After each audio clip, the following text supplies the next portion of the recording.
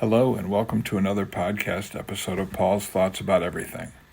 I'm Paul Carmen and I'm a financial planner with LPL Financial in Boca Raton in Palm Beach, Florida. If you like these podcasts, please drop me an email at paul.carman, C-A-R-M-A-N, at lpl.com. You can send me any comments or questions you may have, and I will answer. Today I thought we would talk about estate planning. Most people know that for 2026, the lifetime exemption has increased to $15 million for each person.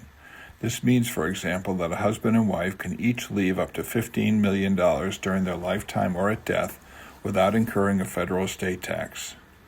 There are many planning opportunities available to take advantage of all or part of the lifetime exemption that could have a significant future impact on your family, and may even be combined with charitable trust to increase philanthropy should you be so inclined. In addition, the annual exclusion gift amount has increased to $19,000. This means that a single person or married couple are allowed to each gift up to $19,000 tax-free to anyone, provided the recipient has immediate and unrestricted use of the funds. This may again provide opportunities for future planning that could have a positive impact on future generations. One example is 529 plan superfunding that allows up to 5 years of annual exclusion gifts to an individual to be front-loaded into a 529 plan in a single year, thus providing an immediate investment of $95,000. No further benefits would be allowed for that individual for 5 years. Let's talk about some of the challenges that estate planning can face. Most estate plans have a will and most likely a trust, which first leaves assets to the surviving spouse and then to the children.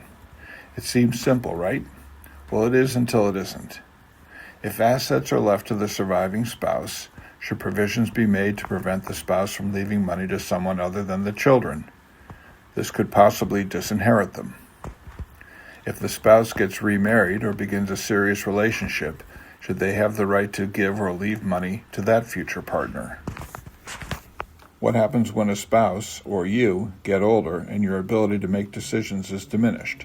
Are provisions in place to protect against someone else stepping in and possibly taking advantage? What if the surviving spouse and children have a fight? Should he or she be allowed to disinherit them or change the distribution pattern that was previously in place? Sometimes one child has special needs, or the providing spouse dies before all of the children have had the same educational opportunity. Should there be a provision to pay for education that some of the children have had but others may not have? If a child takes care of an aging parent or parents, should he or she receive more than the other children as some sort of compensation? Should there be an offset if one child earns more than the others, or if one earns significantly less? What if a child has legal, divorce, gambling, or bankruptcy problems? Should there be a provision to withhold funds to protect that child from himself and from others? What about personal property distribution? Who has the final say? Does a daughter automatically get the jewelry? In some estates it may not matter, but in others the asset could be significant. What if the children don't get along? How do you prevent fighting and litigation over assets?